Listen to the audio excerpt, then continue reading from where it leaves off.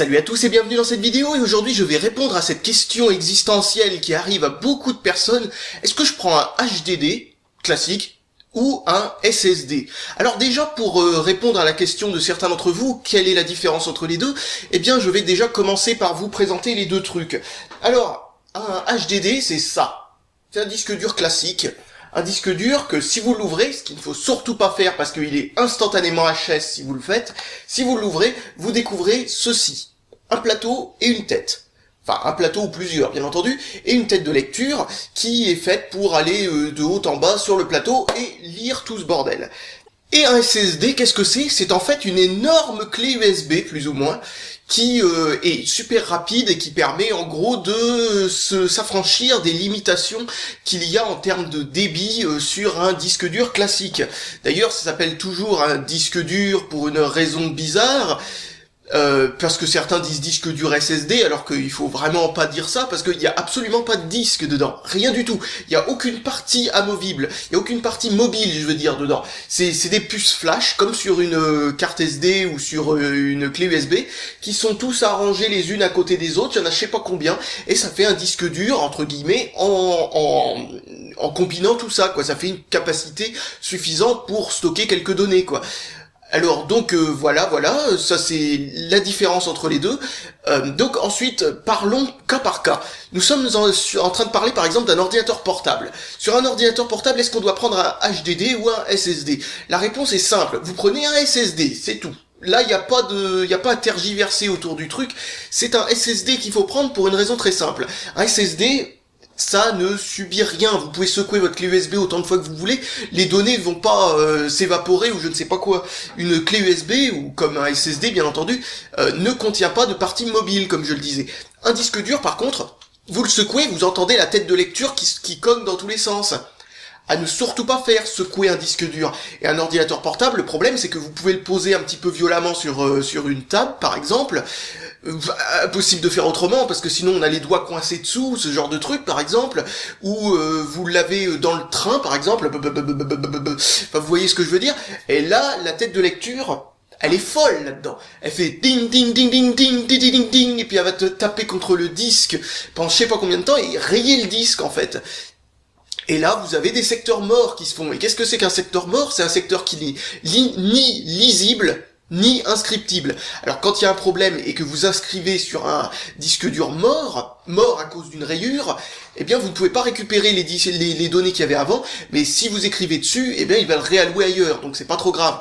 Mais si vous voulez lire quelque chose qui était déjà écrit sur le disque dur, et comme la tête de lecture se trouve jamais à des endroits où il n'y a aucune donnée, bien entendu, elle se trouve à des endroits où vous êtes en train de lire, hein, eh bien vous avez des données, par exemple votre document Word que vous étiez en train de taper dans le TGV par exemple, eh bien il est fini, il est mort. S'il y a une secousse ou un truc comme ça.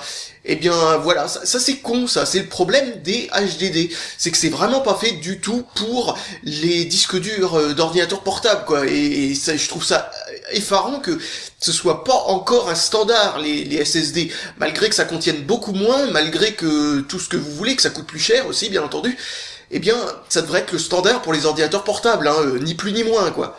Ensuite, pour un disque dur externe, est-ce qu'on doit prendre un SSD ou un HDD? Là, la réponse est entre les deux. Moi, personnellement, je trouve que c'est pas mal d'utiliser des grosses clés USB, genre 32 Go et tout ça, et de se contenter de ça et de ne pas acheter de disque dur externe, parce que, bien entendu, une clé USB, ça a tous les inconvénients du disque dur, enfin SSD, c'est-à-dire en gros, ça contient pas grand-chose, mais ça a tous ses avantages aussi. Sauf l'avantage de la vitesse. Une clé USB c'est beaucoup plus lent qu'un disque dur SSD. Mais si vous l'utilisez en externe, vous le branchez vraisemblablement sur un port USB 2 la plupart du temps. Et bien donc du coup, la vitesse est de toute façon bridée à 30 MO par seconde ou moins. Et une clé USB est capable d'aller jusqu'à ces vitesses-là. Pas besoin d'un SSD dans ce cas-là. Donc voilà le truc. C'est que moi personnellement je préfère les clés USB, même si ça contient beaucoup moins, mais si vous avez des besoins en espace extrêmement grand et que le problème de la vitesse ne vous pose pas de problème, etc., moi je vous conseille plutôt d'aller vers un NAS, c'est-à-dire en gros un disque dur en réseau, quoi. On peut trouver des boîtiers qui permettent de mettre en réseau des disques durs pour pas très cher, genre pour 40 €, vous pouvez mettre 2 disques durs dedans et le relier à votre box, et ça va à 12 MO par seconde, ce qui est très lent si vous avez une box qui ne gère pas le gigabit Ethernet. Mais si vous avez une box comme la Freebox Revolution qui gère le gigabit Ethernet, vous pouvez aller jusqu'à la limite de la box, c'est-à-dire en gros la limite de la box, c'est souvent en dessous de la limite du gigabit. Mais la limite du gigabit Ethernet, c'est 112 MO par seconde, c'est-à-dire la vitesse d'un vrai disque dur. Pas la vitesse d'un SSD, mais la vitesse d'un disque dur interne à plateau. Bon, un petit peu moins, bien entendu. Mais en tout cas, c'est pratiquement à ce niveau-là. Vous verrez pratiquement pas de différence entre un disque dur en réseau, dans ce cas-là, et un disque dur qui n'est pas en réseau. Et qui est en interne, quoi. Et c'est beaucoup plus rapide qu'un disque dur en USB 2. C'est même dans des niveaux de vitesse d'un disque dur en USB 3. Donc je vous conseille largement cette méthode, qui marche super bien et qui coûte pas beaucoup plus cher qu'un disque dur haute capacité externe, et qui en plus de ça permet différents trucs absolument géniaux, comme par exemple le fait de pouvoir accéder à ces films sur une PS3, sur une Xbox 360, sur la box ADSL ou ce genre de trucs, s'ils supportent les standards Universal Plug and Play réseau et compagnie, qui permet de pouvoir aller chercher des trucs en réseau sans avoir à configurer quoi que ce soit, en gros y accéder très facilement, enfin ce genre de truc. Et vous pouvez aussi faire en sorte, sans avoir à débrancher, brancher, etc. votre disque dur, pouvoir transvaser des trucs d'un ordinateur à un autre en passant par cet intermédiaire, sans avoir à faire aucune autre manip que glisser déposer dans le disque dur réseau, et puis glisser déposer en dehors du disque dur réseau sur un autre ordinateur. Si vous n'êtes pas branché en Ethernet, ça ira bien entendu pas à cette vitesse-là, ça ira à la vitesse maximum du Wi-Fi, qui est de 12 MO par seconde en Wi-Fi N, peut-être un peu plus, hein, ça peut aller jusqu'à 20 MO par seconde, il me semble, mais il faut vraiment avoir de la chance avec ça pour aller jusqu'à cette vitesse-là. Et ensuite, pour le Wi-Fi B, c'est très lent, je sais plus combien c'est moins d'1 MO par seconde, mais le Wi-Fi G qu'on trouve sur quasiment tout, c'est-à-dire tout ce que vous avez acheté qui supporte le Wi-Fi supporte au moins le Wi-Fi G de nos jours, sauf si vous avez encore une vieille carte Wi-Fi qui date des débuts du Wi-Fi, et bien là dans ce cas-là vous irez à environ 2,4 MO par seconde, entre 1,2 et 2,4 MO par seconde, ce qui est tout à fait convenable, même si c'est, j'en conviens, assez lent. Malgré tout, une clé USB qui fait le Wi-Fi N à 10 MO par seconde coûte pas plus que 3, 4 €, 5 € à la limite sur eBay, et fonctionne parfaitement bien, donc bon, voilà quoi. Et où est-ce que j'en étais sinon ? Bien entendu, il faut que la box supporte le Wi-Fi N, comme les dernières box, hein, toutes les dernières box le supportent. Et donc, où est-ce que j'en étais du coup ? Ça va revenir. Oui, alors donc le disque dur externe qui contient des disques durs à plateau, eh bien je vous conseille un truc, c'est d'essayer de s'en servir de manière très précautionneuse. C'est-à-dire en gros, vous allumez pas le disque dur, vous le posez délicatement, vous le branchez derrière, vous le branchez à l'ordinateur, et ensuite vous n'y touchez plus jusqu'à ce que vous ayez fini, que vous l'ayez retiré en toute sécurité, débranché de l'ordinateur, débranché du secteur. Ensuite, vous pouvez le déplacer, parce que déplacer un disque dur de type HDD ne pose aucun problème s'il est éteint, parce que s'il est éteint, la tête de lecture, elle peut taper le disque sans aucun problème, elle est dans un emplacement du disque qui ne contient pas de données, et qui peut être rayé autant de fois que vous voulez, il n'y a pas de problème. Du moment que le choc est pas assez violent pour péter la tête de lecture, bien entendu, mais ça, a priori, ça ne se fait que aussi quand c'est allumé. Donc, parce que le disque tourne, donc du coup, il peut arracher la tête de cette manière-là, mais quand le disque tourne pas, il fait juste ça, et puis voilà, c'est tout, quoi. Donc vous voyez un peu le truc, quoi. Logiquement, la tête de lecture est protégée quand c'est éteint. Mais quand c'est allumé, c'est là où il y a le plus de risques, parce que la tête est au niveau de vos données, donc du coup ça peut les rayer, mais aussi le disque tourne, donc du coup tout peut être pété, quoi. Donc voilà, a priori pour un disque dur externe, un disque dur à plateau ne pose pas de problème, mais évitez de vous en servir quand vous le déplacez. Ne le déplacez pas comme ça, ou ce genre de truc, ou le penchez pendant qu'il... Non, ne faites pas ça, c'est un risque à poser de gros problèmes. Moi, pour information, je l'ai fait sur un vieux disque dur externe que j'avais, j'ai fait 24 secteurs morts, dont 15 qui étaient illisibles, parce que les secteurs morts, en gros, ils peuvent être lus en lisant plusieurs fois de suite, réussir à enfin obtenir les vraies données qu'il y a dedans. Ça se fait automatiquement par le disque dur, pour information, et ça ralentit le processus, et hop, ensuite il réalloue les données à un endroit où il n'y a pas de problème. Mais s'il n'arrive pas du tout à les lire, et ben là ça fait une erreur en disant en gros ne peut pas lire le fichier corrompu, allez vous faire foutre, vos données sont pourries, quoi. C'est un peu ce qu'il vous dit, quoi, le disque dur. Des fois, il arrivera même pas à le récupérer, même si, vous voyez, c'est un fichier de 2 Go. Vous avez 1 Go,8 d'un côté qui n'est pas corrompu, et de l'autre côté, pratiquement 200 MO qui ne sont pas corrompus, c'est-à-dire il y a juste un bloc de corrompus, c'est-à-dire en gros, il y a que 512 octets qui sont corrompus dedans, c'est tout, seulement ça, eh bien ça pourrit tout le fichier, parce que les fichiers sont pas faits pour fonctionner avec des morceaux qui leur manquent, si vous voyez ce que je veux dire. Et donc voilà le problème, un disque dur externe n'est pas du tout fait pour ça, quoi. Pas du tout, et je vous déconseille du coup de le déplacer, alors qu'une clé USB, vous pouvez la déplacer autant que vous voulez, un SSD, vous pouvez le déplacer autant que vous voulez, pas de problème quand c'est allumé, du moment que le câble se débranche pas, il n'y a pas de problème. Donc vous pouvez mettre un disque dur dans une machine à laver, il n'y aura pas de problème si c'est un SSD. Si c'est un HDD, par contre, là, vous n'aurez plus de disque dur au bout de même pas 2 semaines. Le disque dur vous dira, non, là, j'en peux plus, je me mets en mode sécurité, tu es en lecture seule, quoi. Et donc, du coup, vous pouvez juste récupérer les données qu'il y a dedans, enfin, ce qu'il en reste, et vous pouvez plus rien faire de spécial avec, quoi. Donc maintenant, pour les ordinateurs de type Tour, par exemple, eh bien là, dans ce cas-là, vous avez le choix entre un SSD et un disque dur normal. Si vous avez un ordinateur de type Tour, vous faites sûrement des trucs assez usants pour l'ordinateur dessus. Donc du coup, un SSD, ça a un défaut, c'est que ça s'use vite. Ça s'use pas par les vibrations, ça s'use pas par les chocs, c'est complètement intact à cause de ça, mais les blocs, chaque bloc sur un disque dur à plateau peut être lu et effacé et réécrit autant de fois qu'on veut. Sur un disque dur SSD, il y a un nombre assez limité de réécritures possibles. Donc bon, dans ce cas-là, la logique interne du disque dur SSD, normalement, va déplacer les données à un autre endroit, etc.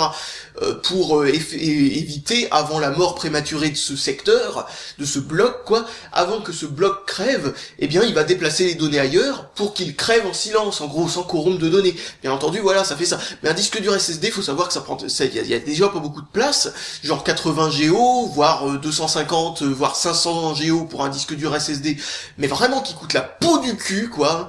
Et donc, du coup, ces secteurs en bonus, quoi, qui permettent en gros de sauver votre peau quand un secteur meurt, eh bien ils sont en nombre limité, et plus le disque dur a une capacité grande, plus ils sont en nombre limité, genre le 500 Go, eh bien il y a des logiciels qui permettent de grappiller de la place, genre pour piquer 20 Go dans ces 500 Go pour faire plus de secteurs réallouables.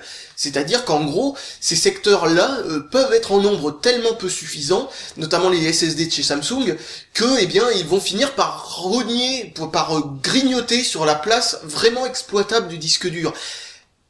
Ça, c'est pas terrible, donc du coup. Et aussi un autre truc, si vous utilisez un disque dur, si vous utilisez un ordinateur de type Tour, logiquement vous allez utiliser des gros fichiers. Donc là, dans ce cas-là, un disque dur à plateau a des avantages considérable. Un disque dur à plateau, et en 2020, il prévoit de faire des disques durs de 20 Teraoctets, par exemple, ou 24, je sais plus exactement combien ils ont dit, qui serait possible, etc. De nos jours, on peut toujours faire des disques durs à plateau jusqu'à 4 Teraoctets, c'est assez énorme. Et un disque dur de 2 Teraoctets ne coûte que 80, tout à fait neuf, 85 euros grand maximum. 85 euros, c'est le prix d'un SSD 120 Go, voire 80 Go. Je sais pas exactement comment les prix fluctuent, parce que faut savoir que les SSD, tout comme les disques durs normaux d'ailleurs, même si les disques durs normaux ils fluctuent beaucoup moins qu'à une époque, mais les disques durs SSD ont tendance à avoir leur prix qui fluctue en fonction du prix de la mémoire flash.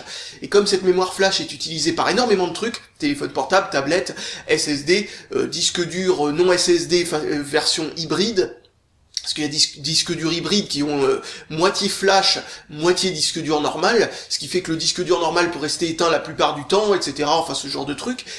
Enfin, voilà, quoi.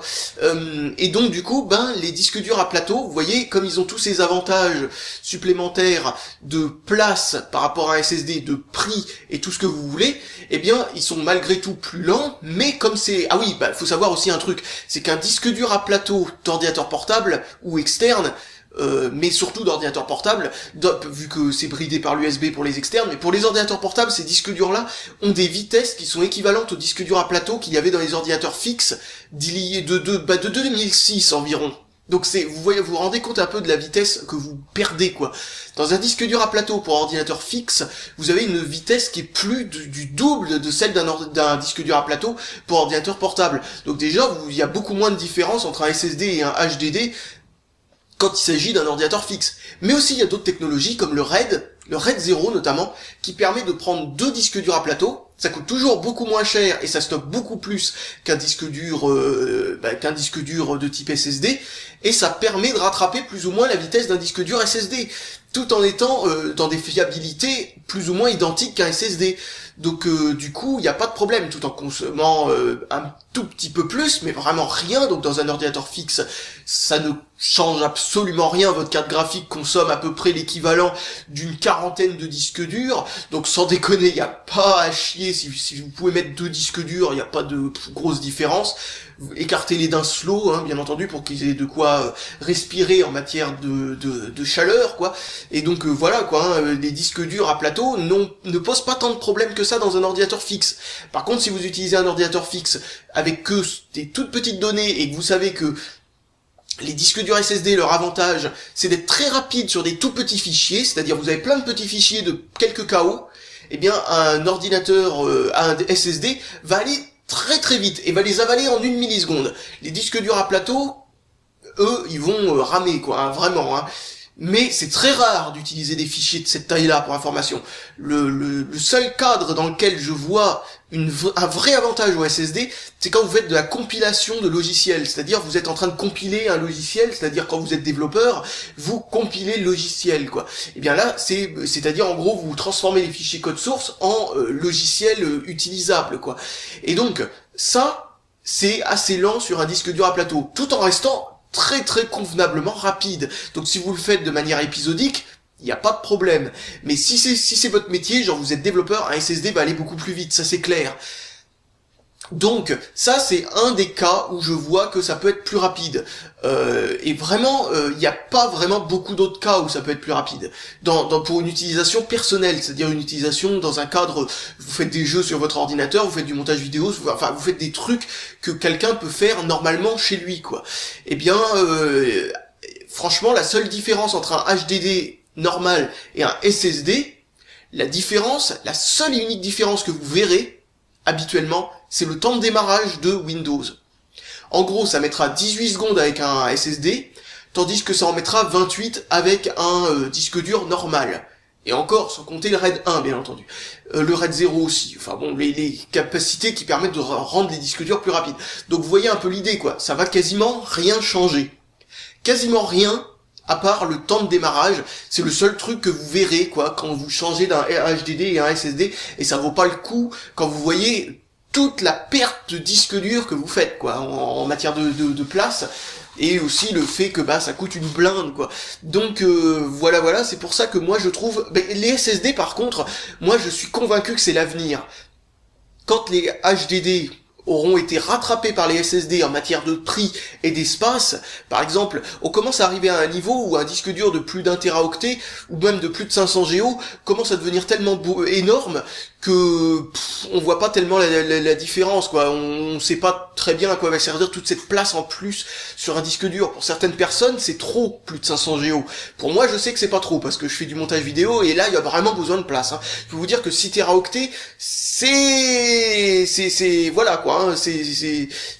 J'en vois les limites, hein, de 6 teraoctets encore, hein. Donc voilà, vous voyez un peu le truc. Mais, pour beaucoup de personnes, 500 Go, ils voient pas de différence entre 500 et 1 teraoctet, et encore moins entre 1 teraoctet et 2 teraoctets, et encore moins entre 2 et 4, quoi. Vous voyez un peu le truc. Donc, si un jour, un disque dur, il faut savoir que les besoins vont progresser, donc il faut attendre 1 teraoctet. Donc, si un SSD, dans le futur, de 1 teraoctet coûtera le même prix qu'un HDD de 1 teraoctet, il y aura aucune raison de prendre un SSD par rapport à un HDD, un disque dur normal. Aucune raison. Absolument aucune. Par contre, si les SSD se trouvent toujours en retrait par rapport aux besoins d'espace de la plupart des personnes, eh bien, ça sera toujours une très mauvaise solution. Mais bon, voilà. Moi, personnellement, c'est pour ça que beaucoup de gens, ils utilisent un SSD plus un HDD. Donc bon, ça prend plus de place, etc. Bon, bref, voilà. Vous voyez un petit peu les limites de la technologie, obligé d'avoir 2 disques durs au lieu d'en avoir qu'un seul. Et sincèrement, je trouve que la solution d'avoir 2 disques durs, ce qui fait un disque dur à 85 € à peu près, plus un disque dur à 120 €, 150 € en plus, qui contient beaucoup moins d'ailleurs, et qui est pas forcément rapide à tel point que ça se verra énormément, fait un budget disque dur qui est à mon avis mirobolant pour le gain quasi imperceptible que vous aurez, quoi. Donc voilà, je pense franchement que j'ai plus rien de spécial à dire là-dessus. Donc pour les ordinateurs portables, pour résumer, le SSD est vraiment une bonne idée.